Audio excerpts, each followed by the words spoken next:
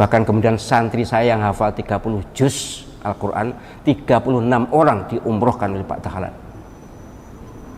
Beliau banyak bertanam jasa. Kemudian saya dikirimi video tentang ceramahnya itu, kemudian tentang ritual yang bawa patung itu. Saya harus berbicara karena supaya penyanyi tidak. Bismillahirrahmanirrahim.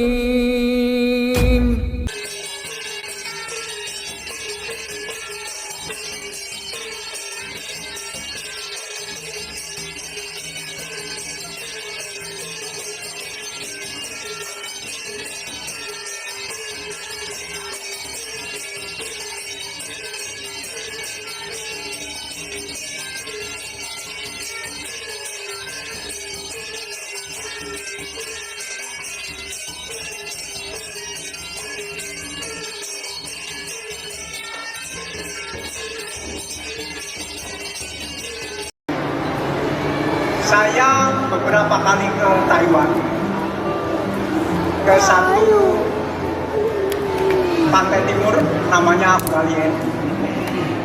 Saya bertemu dengan pemimpin agama tertinggi di sana. Agama itu namanya Buddha Seci. Dan di sana diajarkan bahwa agama mereka ini tidak boleh mempunyai tempat ibadah. Tidak boleh punya tempat ibadah. Agama ini juga melarang umatnya melakukan sembahyang apapun. Tidak ada sembahyang, tidak ada doa, tidak ada rumah ibadah. Namanya Buddha Seci. Yang di Jakarta itu berkembang. Dan saya menjadi salah satu anggotanya, anggota aktivisnya. Dan mereka berprinsip bahwa jangan-jangan rumah ibadah itu menjadi satu simbol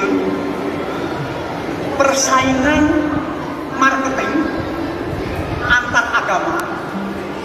Banyak-banyakan rumah ibadah, besar-besaran rumah ibadah seperti masjid ini, megah-megahan rumah ibadah. Kalau ada masjid bagus, gereja juga bersaing harus bagus, yang lain juga harus bagus.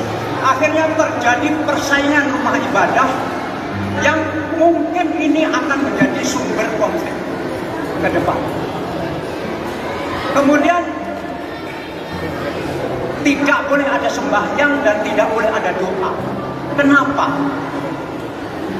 Mereka mengatakan bahwa sembahyang terbaik, doa terbaik adalah membantu orang lain.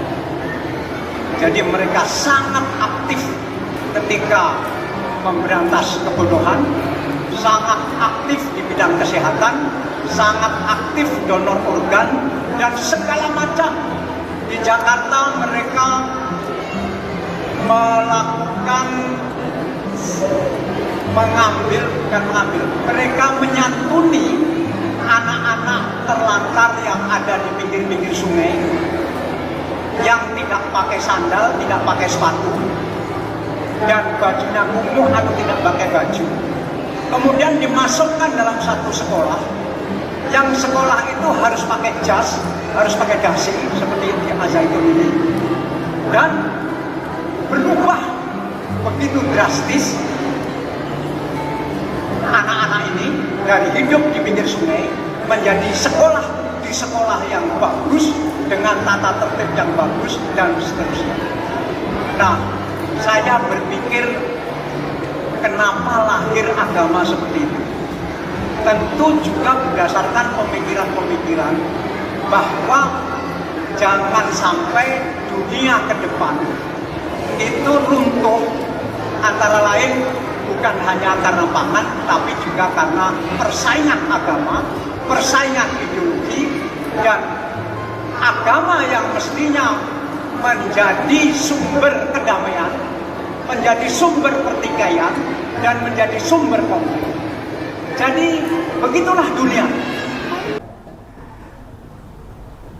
Yang kedua ini sensitif ya.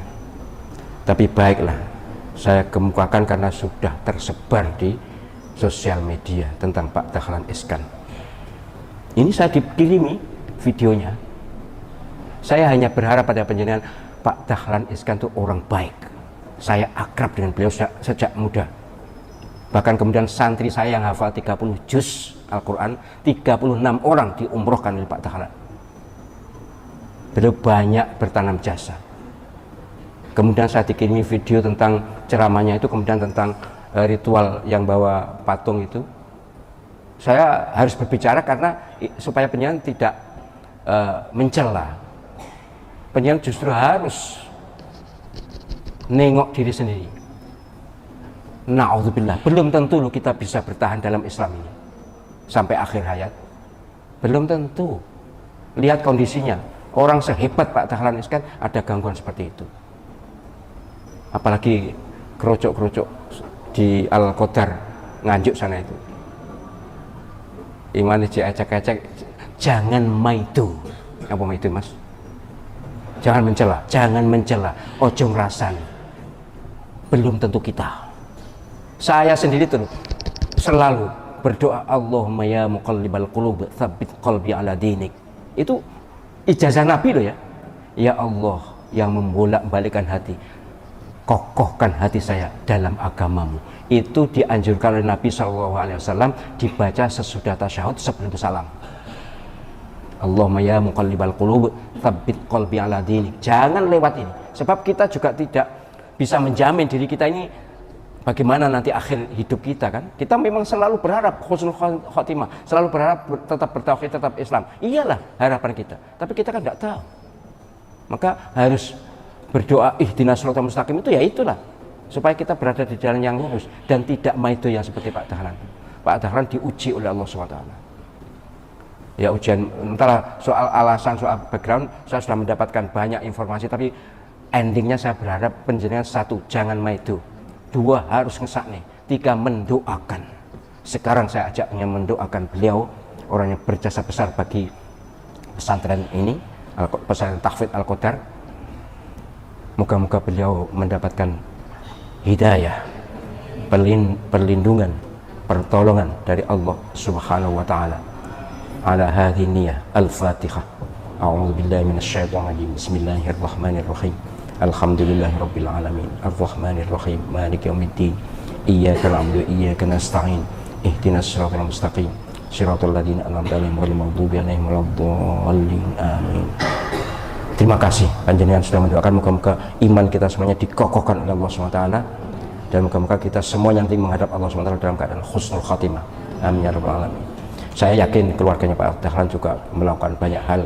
Mas putranya itu Azrul Ananda, insya Allah juga akan, saya yakin itu, dan itu orang-orang baik. Saya kenal baik sekali dengan beliau dan keluarganya. Maka saya terkejut, tapi saya menangis malah.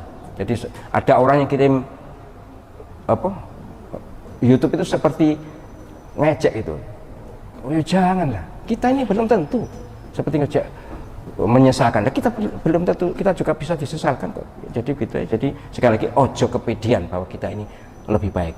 Tidak, kita tetap mohon perlindungan, mohon pertolongan, mohon hidayah kepada Allah SWT, juga kepada juga kita mohonkan beliau untuk mendapatkan.